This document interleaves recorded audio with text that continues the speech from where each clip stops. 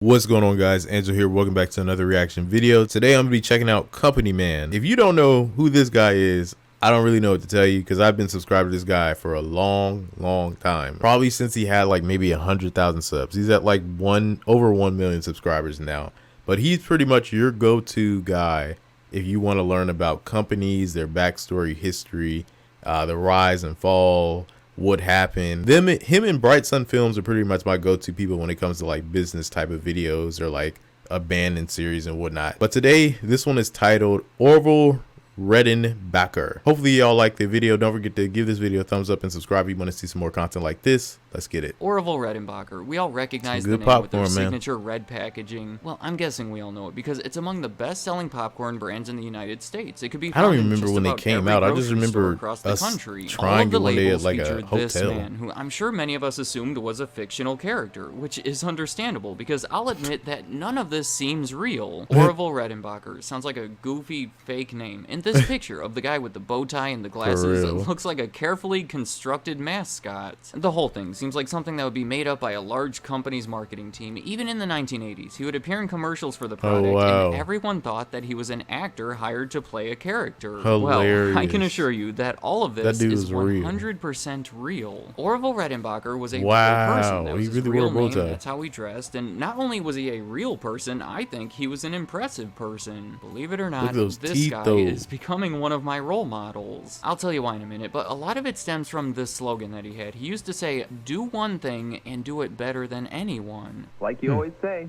do one thing, do it better than anyone. It's been sticking with me. I think that is some smart advice. That's and actually the perfect a pretty good example quote of someone who was successful in following it was Orville Redenbacher. It's but not it's hard joke. to do it better than a lot of. Practically dedicated his life to popcorn. He changed the food, changed the industry, and still today, more than 25 years after his death, nobody's name is more associated with popcorn. He should get more respect. It's sad that so many people don't even think he's real. So that's my intention today. I don't think most people watching this video spreading the word about Orville Redenbacher to hopefully help him get some more of that recognition that he deserves. His father was a farmer near a small town in Indiana, confusingly named Brazil. To this day, their population has always been under 10,000 people. Wow. His father was said to be a big fan of the Wright brothers, Orville and Wilbur Wright. So only 4 years after that famous first flight in 1907, when his son was born, he named him Orville. Those are the only two people that I know of with that name, so I thought it was interesting that they are connected. Practically since he was born, Orville had been involved in agriculture in some way, doing various chores on his parents' farm, but his involvement in popcorn specifically started when he was only 12 years old. He started a small business by using some of that farmland to grow popcorn, harvest it into these 50-pound sacks, and sell it to different stores in town. He would then save the money he earned and eventually ended up using it to pay for college. He attended Purdue University, where he graduated with a bachelor's degree in agriculture, which was a pretty big deal considering he was the first in his family to even graduate high school. From there, he used that degree to work in various positions related to agriculture. He briefly taught vocational agriculture at a high school before becoming an agricultural agent for a county in Indiana, where he would help the farmers in the area during the Great Depression. In 1940, he was hired to manage a 1,200-acre farm for Princeton Mining Company, where he stayed for more than a decade, but I should mention that during all of this, popcorn wasn't his primary focus, but he was always experimenting with it. When I say experimenting, I'm mostly talking about the idea of creating these hybrid seeds. I'll be honest and say that I don't know too much about it, so I'm going to keep this at a high level. It's essentially the practice of selectively breeding different plants together to create something that's,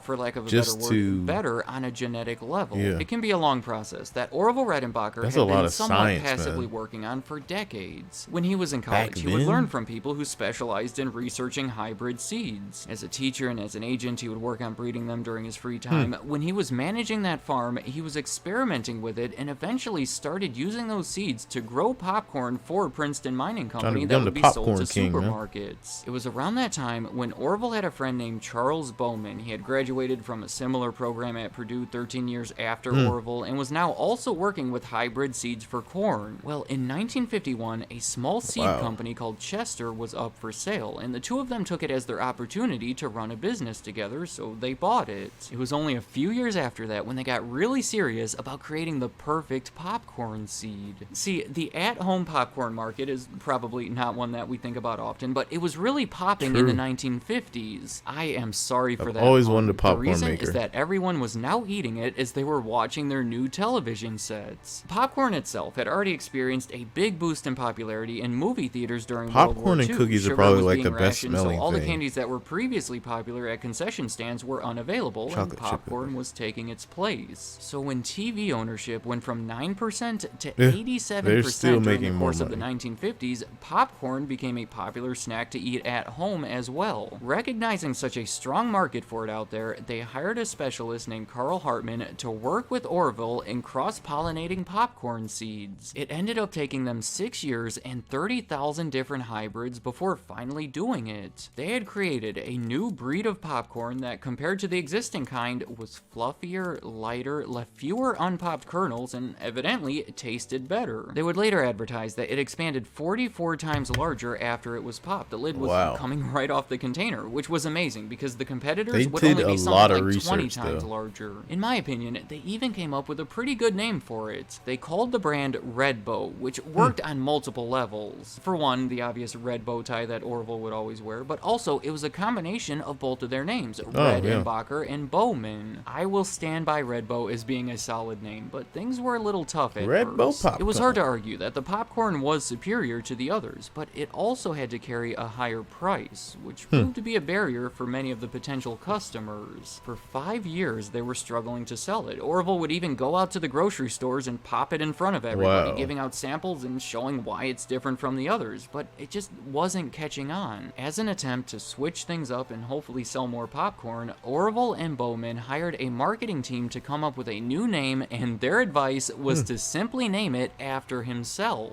Hired a big firm in Chicago to come up with a name. They came up with a name of Orville. Oh, they got video of it. That's kind of dope. The same identical name my mother thought of 85 years ago.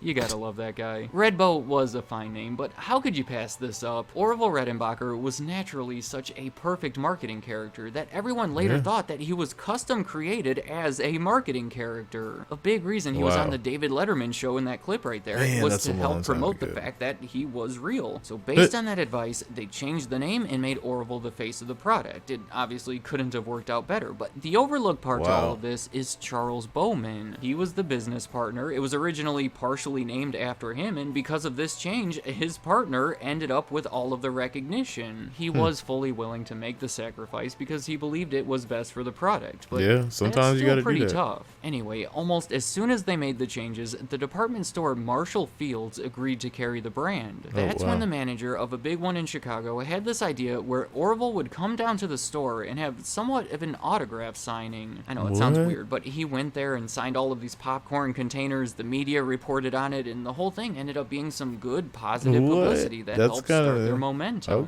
More and more stores across the country started selling it, to where they were forced to hire an outside company to handle their distribution. That distributor happened to be a part of Hunt Wesson Foods, who was known for their collection of consumer food type brands, so they were already working with the grocery stores. This is insane. I thought that this was interesting. In the early 1970s, when the brand was gaining traction but not yet known on a national level, Orville Redenbacher appeared as a contestant on the game show To Tell the Truth. The idea there was that he and two imposters would all present themselves as Orville Redenbacher, the person behind the popcorn brand. My name is Orville Redenbacher. My name is Orville Redenbacher. My name is Orville Redenbacher. It was then up to a panel of 4 people to determine which one was real and which 2 were faking. They got to test the popcorn and ask all these different questions to try to figure it out. Yeah, it's I feel funny like I looking back remember at it this today, game. because obviously this guy is so recognizable. Like, to I think us. they But redid the really it, funny obviously. part is that everyone on the panel thought that this guy was Orville Redenbacher. Hilarious. It's cool to see this because it shows that at 66 years old, he was still mostly unknown to the public. Wow. Only a few years after that appearance, in 1976, Orville and Bowman couldn't produce enough of the popcorn to keep up with the demand, so That's they sold the wild. entire brand Oh, to that's the the company brand. that I'm they like, had I know I heard already this been brand. working with Hunt Wesson. Hilarious. And with their resources, Orville Redenbacher soon became a household household name. Wow. To my knowledge, that was the end of Bowman's involvement because he stuck with Chester to operate the existing parts of the company, but Orville himself remained involved as a spokesperson. Nice. Throughout the 1980s, he was in all of these commercials promoting the popcorn and proudly telling the public about what separated his creation from the competitors. I mean, he did kind of come up with it, features, so of it's course, fair. being the fact that there would be very few unpopped kernels remaining. In response to that claim, he said, "Every once in a while, someone will mail me a single popcorn kernel that didn't pop. I'll get out a fresh kernel, tape it to a piece of paper, and mail it back to them." That is pretty good customer service. Hilarious. If you happen to get even one unpopped kernel, he will personally replace it for you. Toward the end of the decade, a bunch of those That's commercials would funny. even feature his grandson, trying to give off a wholesome family vibe. During that Now time, it's a little there bit were harder, also though, some for them not complicated to- changes for them to happening all with the pop. ownership of Hunt Wesson, but the end result was that in 1990, the company that now owned all of these consumer food brands, Beatrice? including Orville Redenbacher, was bought by a food giant called ConAgra, where they remain today, meaning they have been the ones ConAgra, producing the never heard of popcorn them for the before. past 30 plus years. Wow. To finish things up with Orville Redenbacher, Corn, he man, I'm died telling in you. 1995 at the age Oh, of wow. 88 when he had a heart attack while he was in a What? hot tub and ultimately drowned. Oh, Just look at the legacy that he has wow, left that's the behind. way to I go think out. that we can credit him for revolutionizing the popcorn industry. He Dang, not only bruh. scientifically improved the quality of it, he also started, popularized, and continued to promote what became the biggest brand to sell it. Just think that popcorn is a popular food, and I can't imagine that anyone else has done more for it than Orville Redenbacher.